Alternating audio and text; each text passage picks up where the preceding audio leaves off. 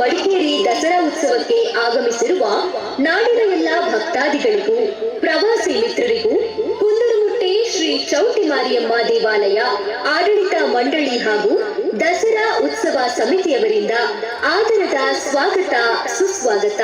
52ನೇ ವರ್ಷಾಚರಣೆಯ ಸುಸಂದರ್ಭದಲ್ಲಿ ಶಿವಪುರಾಣಾಮೃತದ ಸಮರಖಂಡದ ಅಧ್ಯಾಯ 11ರಿಂದ 15ರಲ್ಲಿ ನಿರೂಪಿಸಲ್ಪಟ್ಟ ಜಲಾಂಧರನ ಮೋಕ್ಷ ಎಂಬ ಕಥಾ ಸಾರಾಂಶವನ್ನು ನಿಮ್ಮ ಮುಂದೆ ಪ್ರಸ್ತುತಪಡಿಸುತ್ತಿದ್ದೇವೆ.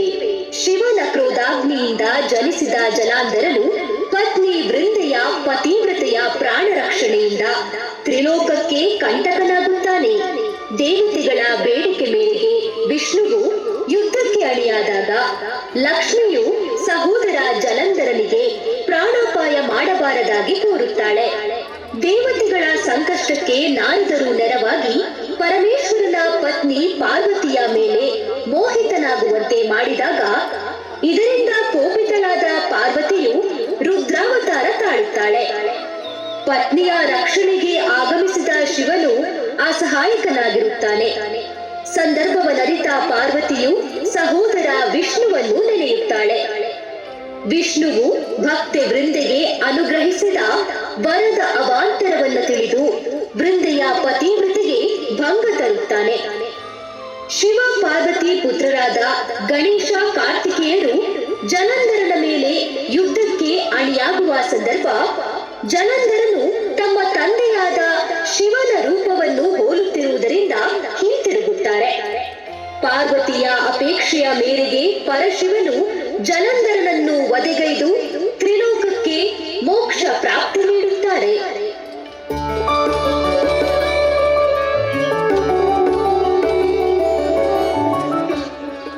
ಬೃಹಸ್ಪತಿಗಳೇ, ನಮ್ಮಿಬ್ಬರಲ್ಲಿ ಯಾರು ಮಹಾಶಿವ ಭಕ್ತರು? ಇಂದ್ರ, ಯಾರು ಶ್ರೇಷ್ಠರೆಂದು ಹೇಗೆ ತಿಳಿಯುವುದು? ಅವರವರ ಭಕ್ತಿಗೆ ತಕ್ಕಂತೆ ಆ ಪರಮೇಶ್ವರನೂ ಒಲಿಯುವನು. ಬಾ, ಹಾಗಾದರೆ ಆ ತ್ರಿಲೋಕಾಧಿಪತಿಯನ್ನೇ ಭೇಟಿ ಮಾಡಿ ತಿಳಿಯೋಣ. ನಡೆ. ನಮ್ಮಿಬ್ಬರ ಕೈಲಾಸದ ಹಾದಿಯಲ್ಲಿ ಜಟಾಧಾರಿಯೊರ್ವ ತಪಸ್ಸು ನಿರತನಾಗಿದ್ದಾನೆ. ಅವನು ಯಾರೆಂದು ವಿಚಾರಿಸಿ ಬಿಡುತ್ತೇನೆ. ಹೇ ತಪಸ್ವಿ, ಯಾರು ನೀನು? ಏನು ನಿನ್ನ ವೇಷಭೂಷಣ? ನಿನಗೆ ಮಾತನಾಡಲು ಬರುವುದಿಲ್ಲವೇ? ಹೇಳು. ನನ್ನ ವಜ್ರಾಯುಧದಿಂದ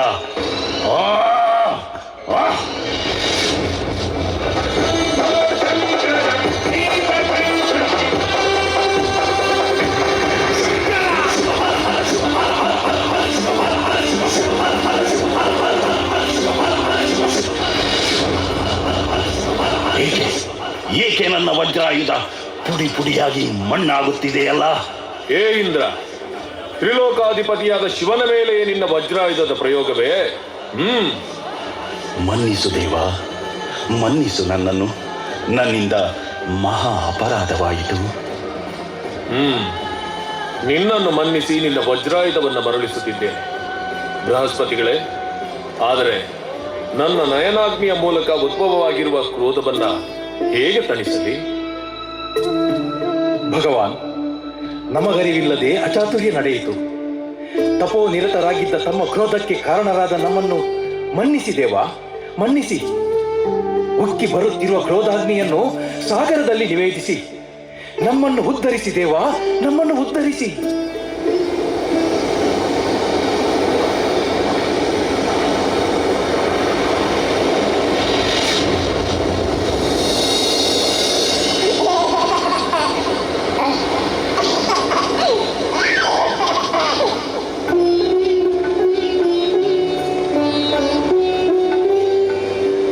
ಬ್ರಹ್ಮದೇವ, ಏನಿದು? ನನಗೆ ತಿಳಿಯದ ನನ್ನ ಮಡಿಲಲ್ಲಿ ಶಿಶುವೊಂದು ಜನನವಾಗಿದೆಯಲ್ಲ.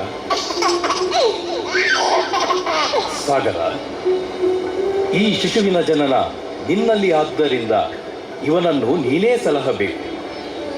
ಈ ಶಿಶು ನನ್ನನ್ನು ಬಿಗಿದಪ್ಪಿದ ಕ್ಷಣ ನನಗರಿವಿಲ್ಲದೆ ನನ್ನ ಕಣ್ಣುಗಳಲ್ಲಿ ಜಲಬಿಂದು ಉದುರಿದ ಕಾರಣ ಇವನಿಗೆ ಜಲಂಧರನೆಂದು ನಾಮಕರಣ ಮಾಡು. ಶಿವನ ಕ್ರೋಧ ಜ್ವಾಲೆಯಿಂದ ಜನಿಸಿದ ಇವನು ಶಿವಭಕ್ತನು, ಕರುಣಾ ಸಾಗರನಾಗಿ ಕೀರ್ತಿಶಾಲಿಯಾಗುವನು. ಅತೀವ ಪರಾಕ್ರಮದಿಂದ ದೈತ್ಯರ ಅಧಿಪತಿಯಾಗಿ ವಿಷ್ಣುವಿನೊಡನೆ ಯುದ್ಧ ಸಾರಿ ದೇವತೆಗಳ ವೈರತ್ವವನ್ನು ಸಂಪಾದಿಸುತ್ತಾನೆ. ಇವನ ಮಡದಿಯ ಪಾತಿವೃತ್ತಿಯೇ ಇವನ ರಕ್ಷಣೆಯಾಗಿ ಮರಣ ಭಯವಿಲ್ಲದೆ ಮೆರೆಯುತ್ತಾನೆ. ಜನ್ಮದಾತನಿಂದಲೇ ಇವನಿಗೆ ಮರಣ. ಸರ್ವವೂ ಶುಭವಾಗಲಿ.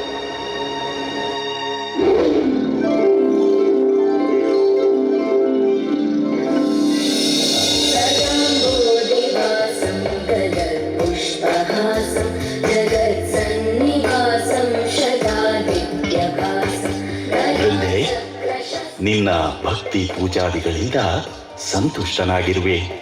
ಶೇಷಶಯನ, ನಾರಾಯಣ, ಧನ್ಯಳಾದೆ ದೇವ, ಧನ್ಯಳಾದೆ. ಭಕ್ತೆ, ನಿನ್ನ ಫಲಾಪೇಕ್ಷೆಗಳೇನು? ಕೇಳುವಂತವಳಾಗು. ದೇವ, ನಾನು ವಿವಾಹವಾಗುವ ಪುರುಷನು ಅತೀವ ಬಲಶಾಲಿಯೂ ಅತಿ ಸುಂದರನೂ ಆಗಿರಬೇಕು.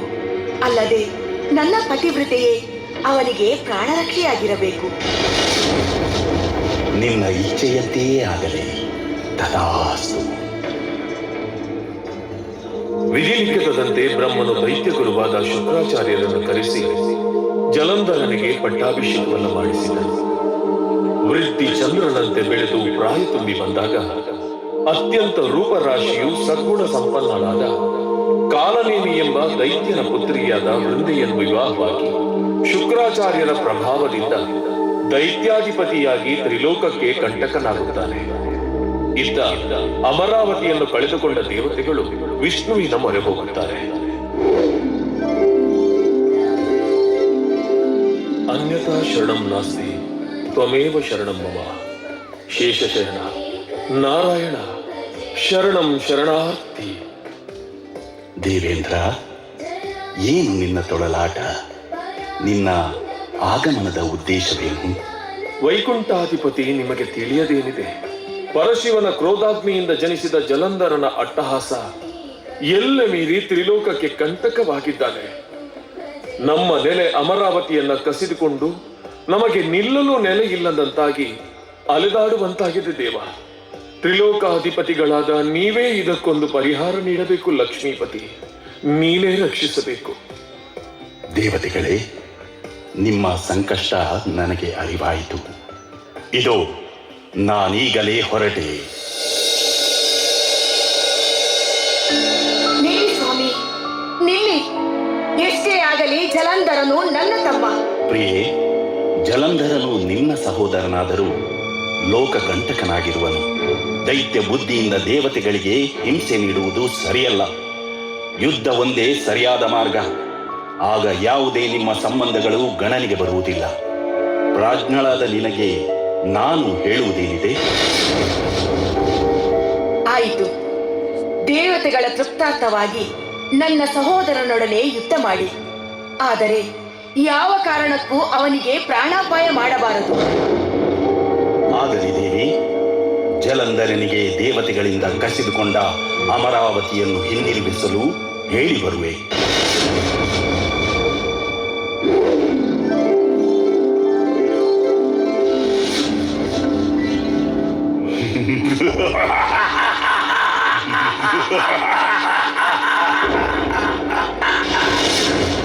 ತ್ರಿಲೋಕದಲ್ಲಿ ಈ ಜಲಂಧರನಿಗೆ ಸರಿಸಮಾನರು ಯಾರಿದ್ದಾರೆ?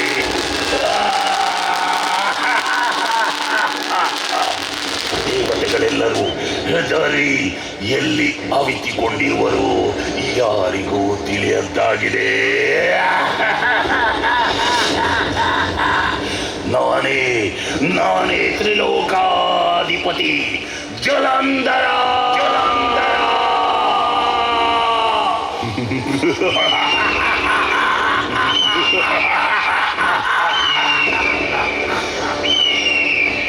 ಹೇ ಜಲಂಧರ, ಸಾಕು ಮಾಡು ನಿನ್ನ ಕೋಪಾವೇಶವನ್ನು.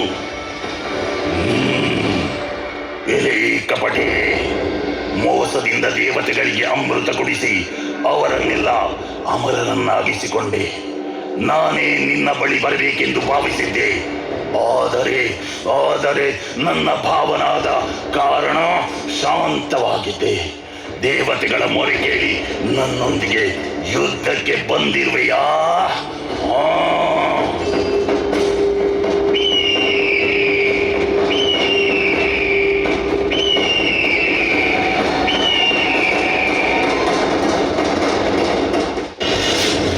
ದೈತ್ಯರಾಜ, ನಿನ್ನ ಯುದ್ಧ ಚತುರತೆಗೆ ನಾನು ಮೆಚ್ಚಿದೆ.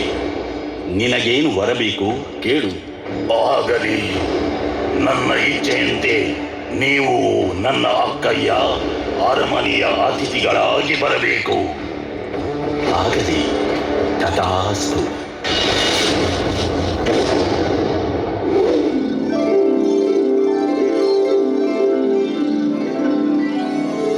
ನಾರದ ಮಹರ್ಷಿಗಳಿಗೆ ನಮೋ ನಮಃ. ನಿಮ್ಮ ದರ್ಶನದಿಂದ ಬರಸಿಡಿಲು ಒಡೆದ ಜೀವಕ್ಕೆ ಮರು ಚೈತನ್ಯ ಬಂದಂತಾಯಿತು. ನಾರಾಯಣ ನಾರಾಯಣ. ಏನು ದೇವೇಂದ್ರ, ಉಪಚಾರ ಅತಿಯಾಗಿದೆ. ಏನೋ ವಿಶೇಷವಿದ್ದಂತಿದೆ. ಏನು ವಿಷಯ ದೇವೇಂದ್ರ? ನಾರದರೆ, ವಿನೋದ ಸಾಕು. ತ್ರಿಲೋಕ ಸಂಚಾರಿಯಾದ ನಿಮಗೆ ಜಲಂಧರನಿಂದ ದೇವತೆಗಳಿಗೆ ಆಗುತ್ತಿರುವ ಕಿರುಕುಳ ತಿಳಿದಿಲ್ಲವೇ? ನಾರದರೆ, ತಾವೇ ಇದಕ್ಕೊಂದು ಪರಿಹಾರ ಸೂಚಿಸಬೇಕು. ನಾರಾಯಣ ನಾರಾಯಣ. ದೇವೇಂದ್ರ, ಜಲಂಧರನು ವಿಷ್ಣುವಿನ ಅಭಿಮಾನವನ್ನು ಸಂಪಾದಿಸಿದರೂ ತನ್ನ ರಕ್ಕಸ ಬುದ್ಧಿಯನ್ನು ಬಿಡಲಾರ. ಅವನಿಗೆ ತಕ್ಕ ಶಾಸ್ತಿಯನ್ನು ಮಾಡಲು ನಾನು ಚಿಂತಿಸುತ್ತೇನೆ. ನಾನೀಗ ಹೊರಡುತ್ತೇನೆ, ನೀವು ಚಿಂತಿಸದಿರಿ. ನಾರಾಯಣ ನಾರಾಯಣ.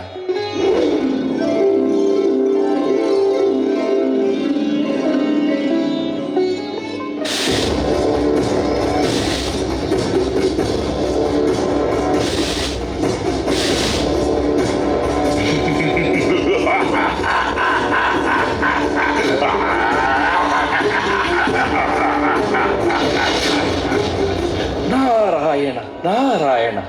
ಓ, ನಾರದರು ಬರಬೇಕು ಬರಬೇಕು. ಮಹರ್ಷಿಗಳಿಗೆ ನಮೋ ನಮಃ.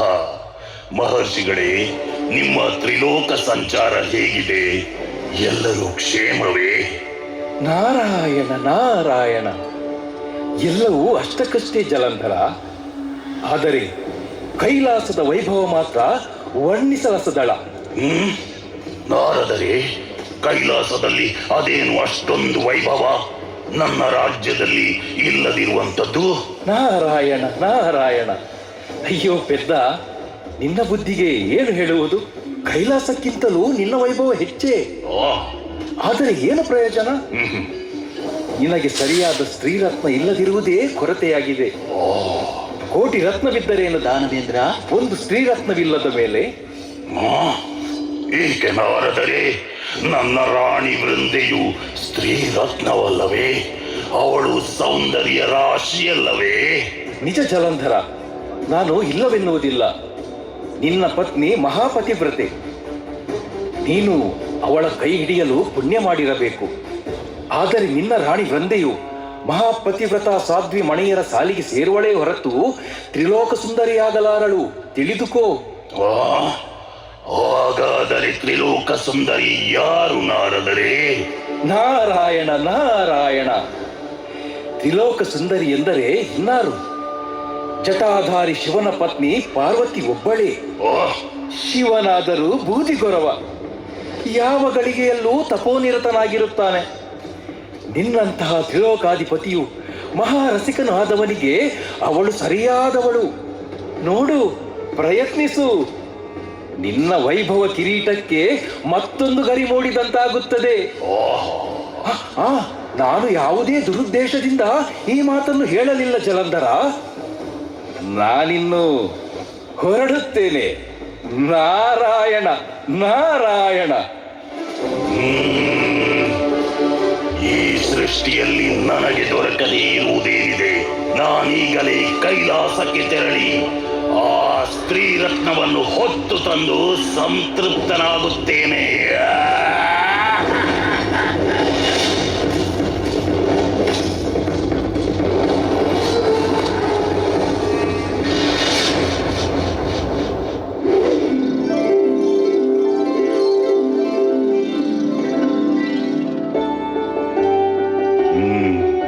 ಪಾರ್ವತಿ, ನಾನು ಲೋಕ ಕಲ್ಯಾಣಕ್ಕಾಗಿ ತಪೋ ನಿರತನಾಗಿ ನಿನ್ನನ್ನು ಕಾಣುವುದೇ ಕಷ್ಟ ಸಾಧ್ಯವಾಗಿದೆ.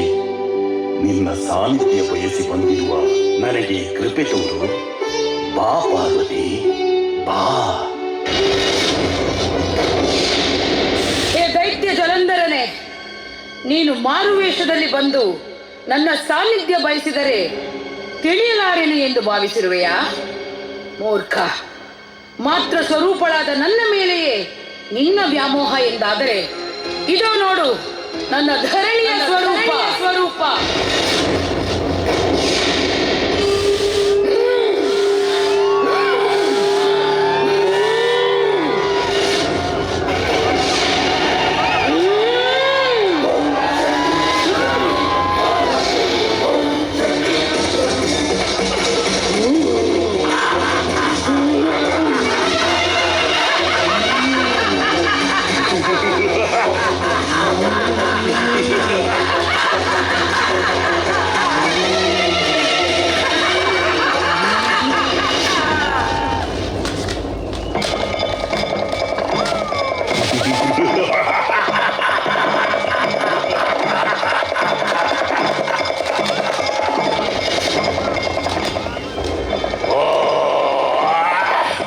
ಪರಮೇಶ್ವರ, ನಿನ್ನ ಪತ್ನಿಯನ್ನು ಉಳಿಸಿಕೊಳ್ಳಲು ನೀನೇ ಬಂದಿರುವೆಯಾ? ಮೊದಲು ನಿನ್ನನ್ನು ಸದೆ ಪಡೆಯಬೇಕು. ಇಲ್ಲ ಇಲ್ಲ, ಶಿವನಿಂದ ನನ್ನನ್ನು ಏನೂ ಮಾಡಲಾಗದು.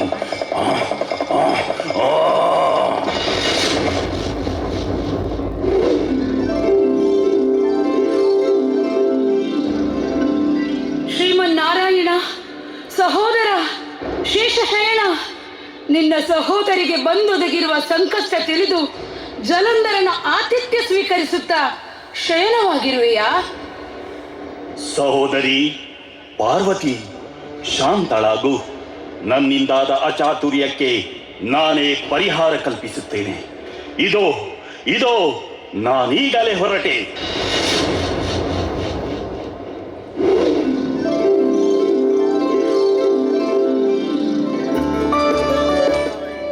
ಯಾರು ಈ ಅತ್ಯಂತ ಸುಂದರ ರೂಪದ ಸನ್ಯಾಸಿ?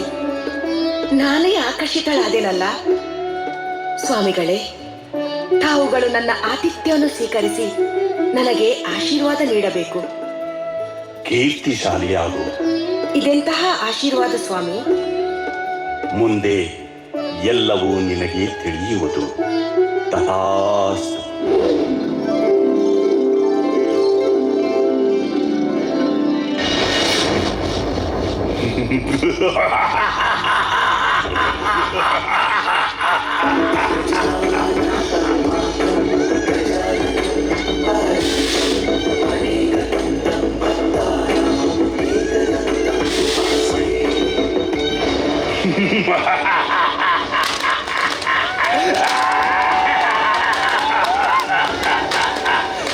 ಎಲೆ ಹಸುಳೆಗಳೇ, ನಿಮ್ಮ ಜನ್ಮದಾತರಿಂದಲೇ ನನ್ನನ್ನು ಏನೂ ಮಾಡಲಾಗಲಿಲ್ಲ.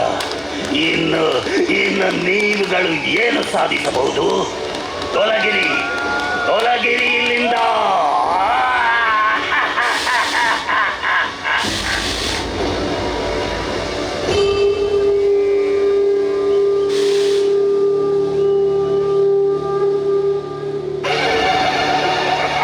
ನಮ್ಮನ್ನು ಮನ್ನಿಸು. ಜಲಂಧರನು ನಮ್ಮ ತಂದೆಯನ್ನು ಹೋಲುತ್ತಿದ್ದಾನೆ. ಅವನೊಂದಿಗೆ ಯುದ್ಧಕ್ಕೆ ನಮ್ಮ ಮನಸ್ಸು ಒಪ್ಪುತ್ತಿಲ್ಲ ಅಮ್ಮ. ಸಹನೆ ಇರಲಿ ಪುತ್ರರೇ. ಕಾಲಘಟ್ಟದಲ್ಲಿ ವಿಧಿ ನಿಯಮದಂತೆ ಏನು ಸಂಭವಿಸಬೇಕೋ ಆ ಕಾರ್ಯ ಸಂಭವಿಸಿಯೇ ಇರುತ್ತದೆ.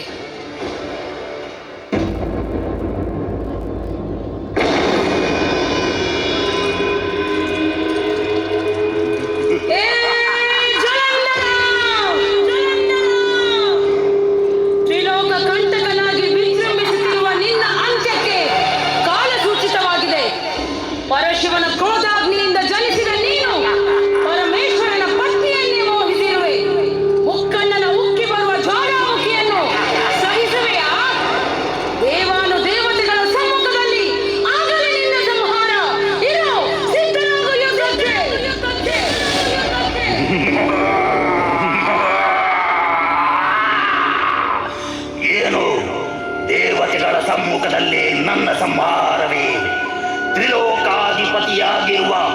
ನನ್ನ ನನ್ನ ಈ ಜಲಂಧರನ ಸಂಹಾರವೇ.